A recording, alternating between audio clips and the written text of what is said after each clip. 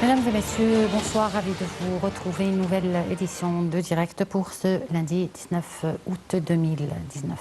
L'édition d'aujourd'hui sera consacrée au projet de développement en Égypte. Mais on va commencer par quelques reportages. Le premier concerne le président Abdel Fattah al-Sisi qui a assisté hier à la célébration de la journée de la science. Lors de la cérémonie, le président a honoré des scientistes et des professeurs lauréats de prix de l'État. Les détails avec Salih Ahmed et Yarashoucha.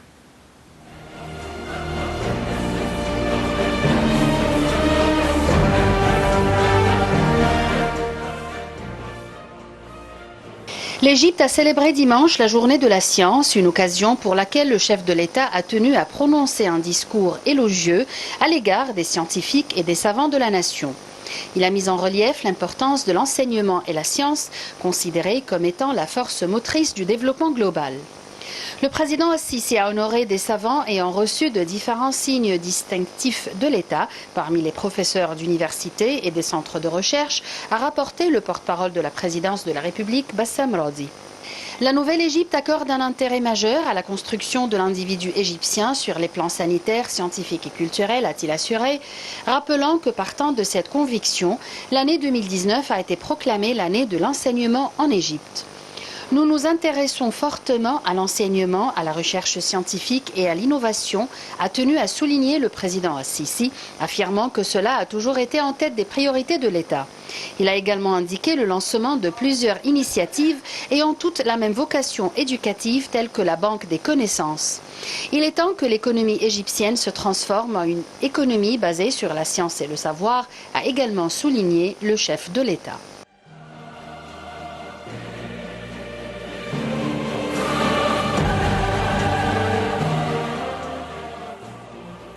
Le Premier ministre, Dr Mostafa Madbouli, a regagné le Caire en provenance du Soudan après avoir assisté à la signature de l'accord de transition vers un pouvoir civil au Soudan. Les détails avec Salih Ahmed et Yarashoucha.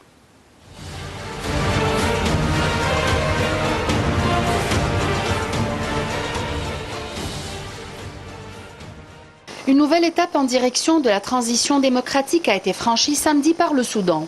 Le conseil militaire à la tête du pays depuis la chute de Omar el-Bashir et les meneurs de la contestation ont signé la déclaration constitutionnelle finalisant l'accord historique conclu quelques semaines plus tôt. La cérémonie s'est déroulée en présence des chefs d'État, l'Éthiopien Abiy Ahmed, le Kenyan Uhuru Kenyatta et le Sud-Soudanais Salva Kiir, ainsi que le président de la Commission de l'Union africaine, Moussa Faki Mohamed. Les ministres d'État saoudiens et émiratis des Affaires étrangères, Adel El-Jobeir et Anwar Gargash, et le Premier ministre Mostafa Madbouli étaient aussi présents. Dr Madbouli et plusieurs hauts responsables africains ont signé ce document en tant que témoins. Dans une allocution prononcée au nom du président Sisi, le Premier ministre a affirmé la détermination à ce que les relations entre l'Égypte et le Soudan sont sans précédent à tous les niveaux. Madbouli a transmis les salutations du président Sisi au peuple soudanais qui a réussi à réaliser progrès et prospérité.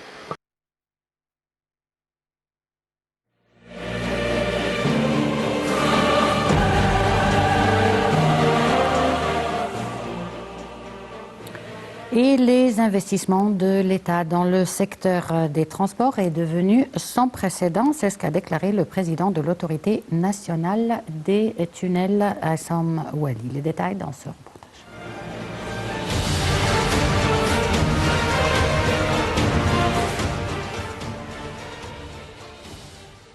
Les investissements de l'État dans le secteur des transports est devenu sans précédent. C'est ce qu'a annoncé le président de l'autorité nationale des tunnels, Assam Wali, depuis quelques jours. Il existait un plan ambitieux visant à étendre le réseau du métro dans tout le Caire. C'est ce qu'a déclaré le président de l'autorité nationale des tunnels. Il a précisé que d'ici 2023, le métro devra transporter tous les citoyens vers n'importe quel endroit au Caire. Il a déclaré à la presse que l'État étend l'utilisation de nouveaux moyens de traction électrique, notamment le train électrique qui reliera la nouvelle capitale administrative et la ville du Dir Ramadan, et le monorail qui relie le Caire à la capitale administrative et à la ville du 6 octobre, ainsi que le train à grande vitesse, Al-Alamein et Sokhna, dont le trajet dure presque 2 heures et demie. Monsieur Welly a également indiqué que l'autorité envisage de mettre en œuvre des projets électriques d'une longueur maximale de 752 km dans les 5 prochaines années, répartis comme suit.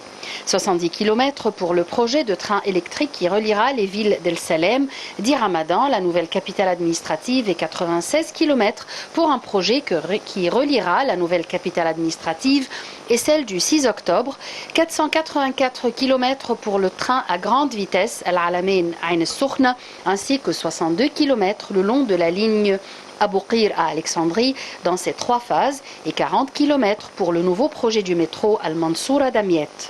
Il a ajouté « Tout cela doit s'achever en 2023 pour changer l'aspect de la vie quotidienne du citoyen égyptien et raviver le mouvement des investisseurs et du commerce intérieur, ainsi que le mouvement du tourisme et de l'économie égyptienne dans son ensemble. »